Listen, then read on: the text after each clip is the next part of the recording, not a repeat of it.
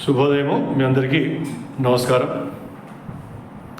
సత్యభాష్యానికి మీ అందరి స్వాగతం. ఎలక్షన్స్ తెలంగాణ ఆంధ్రప్రదేశ్లో 13వ తారీఖు మే నాడు ఎలక్షన్స్ అవ్వబోతున్నాయి. నా విన్నపం ఓటర్ మహాశయులందరికీ కూడాను గట్టిగా బయటికి వచ్చి ఓట్లు వేయండి. ఎవరికి వేస్తారు మీ విఘ్నత మీ ఆలోచనకు వదిలేద్దాం. కాకపోతే వేసే ముందు మనం ఆలోచించాల్సిన విషయాలు రెండో మూడో ఉన్నాయి. ఇప్పుడు క్యాంపెయినింగ్ కానివ్వండి, ఓటర్లు వాళ్ళ మాటలు చెప్పడం కానీ చాలా గట్టిగా వింటున్నాం. కేరళ గురించి మనకి సోషల్ మీడియాలో వీడియోలు వచ్చినాయి. దుబాయ్ నుంచి, మస్కట్ నుంచి, తర్వాత సౌదీ నుంచి విమానాల్లో మన వాళ్ళందరూ అంటే కేరళలో ఉన్న ముస్లిమ్స్ అందరినీ అక్కడ వాళ్ళు అందరినీ పిలిపించి ఒకవైపు ఫేర్ వీళ్ళు ఇచ్చేసి వాళ్ళని వచ్చి ఓట్లు వేయమని అంటున్నారు. ఏమాత్రం తప్పు కాదు. ఓటు అనేది మనందరి హక్కు. ఆ ఓటు వినియోగించుకోవడం కోసం కొంతమంది ఓటర్లకి 1000 రూపాయలు ఇస్తారు, 3000 ఇస్తారు. వీళ్ళు ఏమన్నా ఒక ఎయిర్ టికెట్ పెట్టారు. ఓటు వేయించుకునేందుకు ఇదంతా. కానీ ఈ మైనారిటీస్ అనబడే ముస్లిమ్స్ అనండి, క్రిస్టియన్స్ అనండి, వాళ్ళ మత గురువులు చెప్తే విన్నట్టుగా హిందువులు మరి వినరు.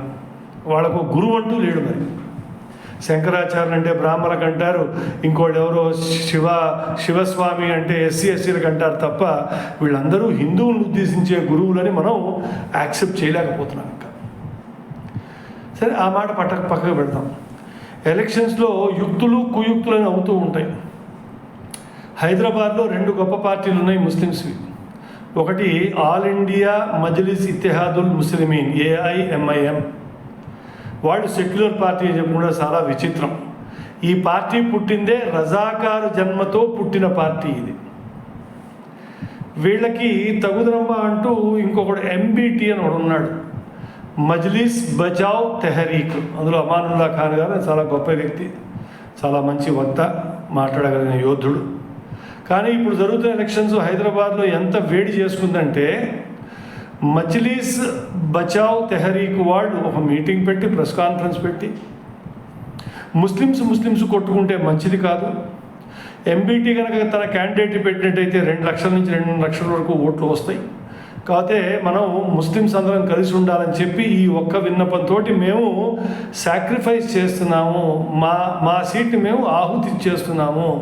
MIMకి ధీటుగా మేము నిల్చోవట్లేదు. ఎందుకంటే ఈ దేశంలో RSS బీజేపీలు చేసిన ఫ్యాసిజంకి అగెన్స్ట్గా మేము విత్డ్రా అవుతున్నామని చెప్పి వారు చెప్పిన మాటలు. ఈ వీడియో చూస్తే మీకు అర్థమవుతుంది. बिस्मिल्लाहिर्रहमानिर्रहीम। अल्हम्दुलिल्लाह, अल्लाह के करम व फजल से तमाम मशावरत हालात में मुबनी गौर व फिक्र के बाद इस पार्लियामेंट के इंतखाबात में कोई हिस्सेदारी नहीं करेगी, इसलिए कि किसी फ़र्द और ख़ानदान के लिए नहीं बल्कि मिल्लत के मफादात के लिए हम कुर्बानी दे रहे कि अगर तहरीक का उम्मीदवार ठहरे तो 1.5 से 2 लाख वोट लेने के मौक़िफ़ में है। आज कई बुजुर्गों ने, आज सारे मुल्क में जो फासिज्म है, जो जुल्म है संघ परिवार का, उससे तमाम लोग आशना है।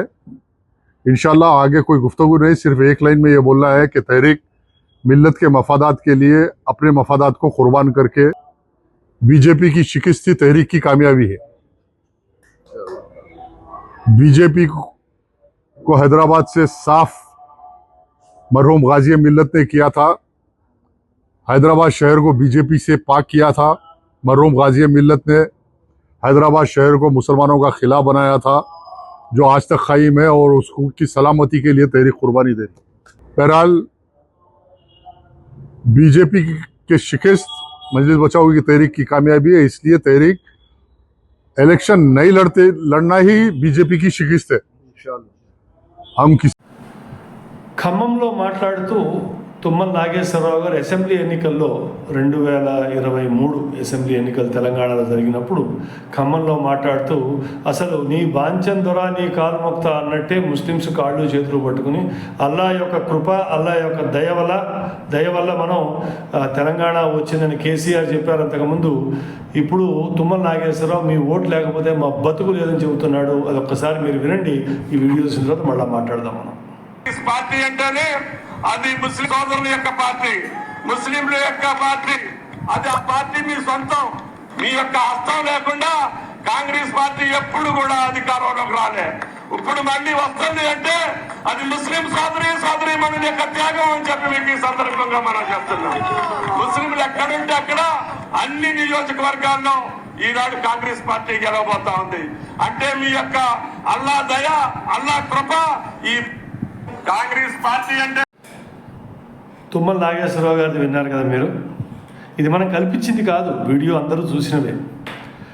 ఇదే దృక్పథంలో మన కేసీఆర్ గారు ఇంకొక అడుగు కిందకి దిగజారాడు.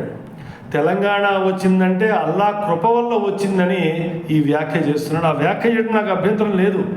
కానీ రాముల వారి అయోధ్యలో గుడి ఆవిష్కరణ ముందు పంచిన అక్షింతల గురించి హేళనగా మాట్లాడాడు చూడండి. దాన్ని సెక్యులరిజం అంటాడు వాడు. అంటే హిందువుల్ని ఎంతన్నా దుమ్మెత్తిపోయొచ్చు, ముస్లిమ్స్ని మాత్రం నెత్తిన పెట్టుకోవడం అనేదే వీళ్ళందరి ఉద్దేశంలో సెక్యులరిజం. ఈ వీడియో చూడండి, చూసిన తర్వాత మీకే అర్థమవుతుంది నేనేం మాట్లాడుతున్నాను. అక్షంతలు కలపాలి, తీర్థం పుచ్చుకోవాలి, పులిహోర ప్రసాదం తినాలి, ఊరేగింపులు తీయాలి. అంతేనా? ఈ అక్షింతలు, ఈ పులిహోర, ఈ తీర్థాలు, ఈ కాషాయ జెండాల ఊరేగింపు మన కడుపు నింపుతుందా? మన పొలాలకు నీళ్లు తెస్తుందా? ఏం లేదు. ఇక పసుపు కలప, బియ్యం కలప, అక్షింతలు కలప, ఊరూరికి వంచ, పులిహోర వండ, 10 మందికి పెట్ట, ఓట్లు दुब्बा। मुसलमान भाइयों को, बुजुर्गों को, बहनों को मैं सलाम करता हूं। आप तमाम लोगों को मैं अदबन गुजारिश करता हूं। जिस टाइम मैं तेलंगाना जद्दोजहद के लिए निकला, अल्लाह के नाम लेके निकला। मैंने कहा अल्लाह के घर में देर हो सकता है लेकिन अंधेर नहीं है, और अल्लाह का दया हुआ, अल्लाह का फरमान आया, हमारे तेलंगाना हासिल हुआ। रमजान के टाइम पे हम तोबा बेचते थे, हमको खुशी होती थी, अल्लाह के दुआएं मिलते थे। हम सेक्युलर पार्टी है और सेक्युलर पार्टी रहेंगे। కాబట్టి మిత్రులారా, ఇవన్నీ వీడియోలు చూశారు. ఇంకో కొత్త దుమారం మొదలైంది. రాహుల్ గాంధీ అబద్ధాల మీద అబద్ధాలు చెప్తూ బహిర్గతంగా మాంసం తినడానికి ఎముకల మెడలో వేసుకుంటున్నట్టుగా బాహ్యాటంగా పేర్లు తీసుకుని అమిత్ షా అన్నాడు, 400 వస్తే మేము కాన్స్టిట్యూషన్ మారుస్తామని అమిత్ షా అన్నాడు అని ఒక స్పీచ్లో పెట్టాడు. కాంగ్రెస్ పార్టీ వాళ్ళు ఏం చేశారు? అమిత్ షా గారు తెలంగాణలో మాట్లాడుతున్నప్పుడు ఎస్సీ ఎస్టీలకి చెందవలసింది ముస్లిమ్స్కి ఇస్తున్నారు, ఆ ముస్లిమ్స్కి ఇవ్వటం అనేది రాజ్యాంగబద్ధంగా తప్పు, దాన్ని మేము నిరోధిస్తాము, దాన్ని మేము కట్టుదిట్టం చేస్తామని చెప్తే ఎస్సీ ఎస్టీలకు రిజర్వేషన్లు నిరోధిస్తామన్నట్టుగా ఫేక్ వీడియో చేసి పంపిస్తున్నారు. ఇవన్నీ ఎందువల్ల? ఎలక్షన్లో వాళ్ళకి ముస్లిం ఓట్స్, ఎస్సీ ఎస్టీ ఓట్లు కావాలి. ఆ ఎస్సీ ఎస్టీ ఓట్లు కావడం కోసం అబద్ధాలు చెప్తున్నారు, ముందుకెడుతున్నారు. దీనికి ఉదాహరణ ఏమిటంటే, రాహుల్ గాంధీ ఒక 1.5 మంత్ క్రితం ఇంకా ఎలక్షన్స్ అనౌన్స్ చేస్తూ ఉన్న సమయంలో వీళ్ళకి కనుక 400 సీట్లు పైన వస్తే కాన్స్టిట్యూషన్ మార్చేస్తారు, ఎస్సీ ఎస్టీలకి ఓట్లు వాళ్ళకి రిజర్వేషన్ తీసేస్తారు అని చెప్పి ఒక స్టేట్మెంట్ ఇవ్వడంతో ఎస్సీ ఎస్టీ ఆఫీసర్స్ అసోసియేషన్లు, ఎస్సీ ఎస్టీ మెడికల్ డాక్టర్స్ అసోసియేషన్లు, SC ST IAS officer association వీళ్ళందరూ చేతికి కంకణాలు కట్టుకుని ఊరూరా వెళ్ళి ఎస్సీ ఎస్టీ వాళ్ళకి భయపెడుతూ ఈ మాటలు చెప్పడం మొదలెట్టారు. అంటే దీన్ని సెట్టింగ్ ఆఫ్ ది నెరేటివ్ అంటారు. వాళ్ళు పనిచేస్తున్నారు, వాళ్ళు పనిచేయడం తప్పు లేదు, వాళ్ళు ఏది నమ్ముతున్నారో అది వాళ్ళు చేసుకుంటున్నారు. మనం చేయగలిగిందల్లా ఒక్కటే, ఆ రోజు బయటికి వచ్చి విఘ్నతతోటి ఓటు వేయటమే మనందరం చేయగలిగిన పని. కాబట్టి సోమవారం వచ్చింది కదా, శుక్రవారం నాడు మేము ఊరు వెళ్ళిపోతే శని ఆదివారాలు కలిసి వస్తే సోమవారం ఒకరోజు లీవ్ పెడితే కనుక మనకి 4 రోజులు కలిసి వస్తుంది. పిక్నిక్ మాత్రం చేయవద్దు. రాష్ట్రాలు ఓడిపోయినాయి, హిందువులు ఊచకోత కోయబడ్డారు సియాలకోటలో హిందువులు ఓట్లు లేకపోవటం వల్ల.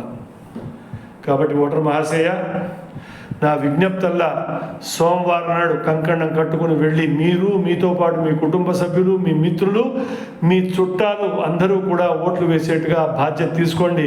మీతో పాటు 10 మంది ఓటు వేసేట్టుగా మీరు నిర్ధారణ తీసుకోండి. సత్యభాషాన్ని కనుక మొదటిసారి వింటున్నట్టయితే మీరు దయచేసి సత్యభాషని సబ్స్క్రైబ్ చేయండి. ఈ వీడియోని ప్రతి ఓటర్కి అందేట్టు చేయండి. వచ్చే సిరీస్ కొరకు ఉంటాను. మరి రాంబాబు చెరువు, హైదరాబాద్.